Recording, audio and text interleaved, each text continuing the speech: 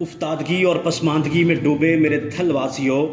تھل دھرتی کے دل میں سجے اس شہر بے یار و مددگار کے مجبور و ناروا لوگوں،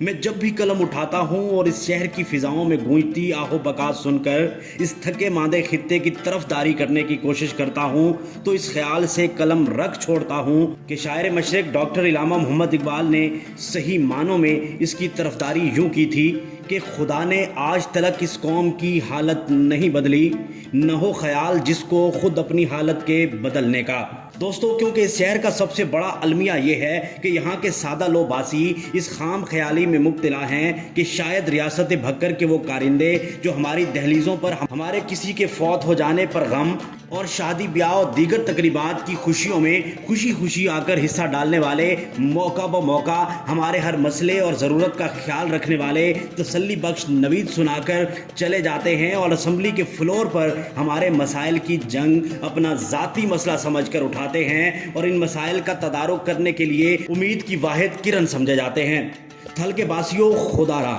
اب عرصہ دراز سے ان تخت بدلتے بے حس بے مروت اور اقتدار کی ہوس میں بیٹھے ان گدھوں سے اپنی جان چھڑاؤ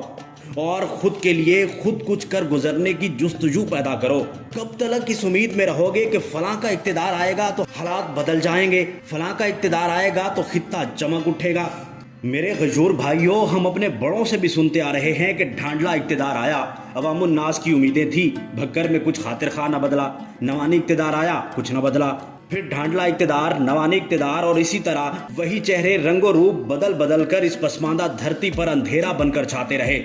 اور اس کو مزید پسماندگی کی طرف دھکیلتے رہے، مگر اس خطے کی حالت جوں کی توں رہی۔ آج بھی آپ کی گلیوں میں وہی دور ماضی کی طرح سیوریج کا گندا پانی، آج بھی سڑکوں کا وہی مندرا حال، آج بھی یہاں کے باسی بنیادی سہولتوں سے محروم، اور یہ کچھ بدل بھی نہیں سکتا کیونکہ بحیثیت قوم ہم اس خطے کے سب سے بزدل، ڈرپوک اور خوف زدہ لوگ ہیں، اور خدا کی قسم کھا کر کہتا ہوں کہ اس خطے کا ایک ایک فرد اس قدر ڈر اور خوف میں مبتلا ہے کہ کسی دوسرے علاقوں میں مقیم بھکر واسی کی پہچان آپ بخوبی کر سکتے ہیں۔ ایک تلخ حقیقت کے ساتھ اس کی وجہ بھی بیان کرتا چلوں کہ یہاں کے عوام کی اب عادت ہو چکی ہے کہ اگر کسی ادارے میں چھوٹے سے چھوٹا کام بھی ہوگا تو ڈر اور خوف میں مبتلا یہ معصوم لوگ اپنے اس مسئلے کے حل کے لیے خود تھوڑی سی بھی کاوش کیے بغیر یہاں کے ایم پی اے سردار صاحب اور ایم این اے وڈیرا صاحب کی مدد مانگیں گے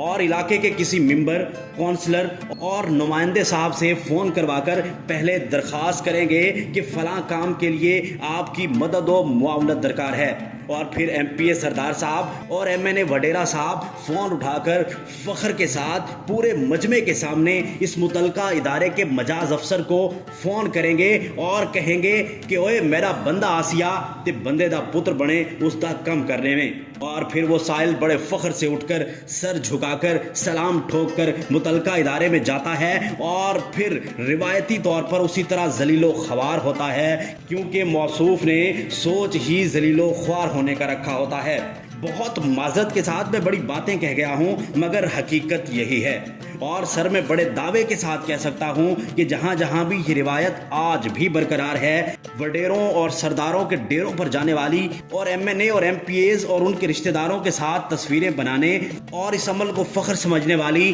وہاں یہی طبقہ اسی طرح ذلیل و خوار ہو رہا ہے، اور جن اضلاع میں دلیر، نڈر، بے باک اور جرت مند اور خوددار لوگ پائے جاتے ہیں، ان کے M N As, M P As کے ڈیرے آج بھی آپ کو ویران، بلکہ ایم این اے اور ایم پی اے صاحبان آپ کو گلیوں اور چوک چراہوں میں بیٹھے حقے پیتے ملیں گے، اور وہاں کے لوگ اداروں کے ملازمین کو پبلک سرونٹ سمجھتے اور اپنے حق کے لیے لڑنا اور اپنا کام کروانا بخوبی جانتے ہیں۔ خدارا تھل کے واسیوں، اب اس رسم کو ترک کرو اور اپنی ذات کے لیے خود جستجو کا ولولہ پیدا کرو۔ خدا کی قسم یہی وڈیرے آپ کی منتیں سماجتے کرتے ملیں گے۔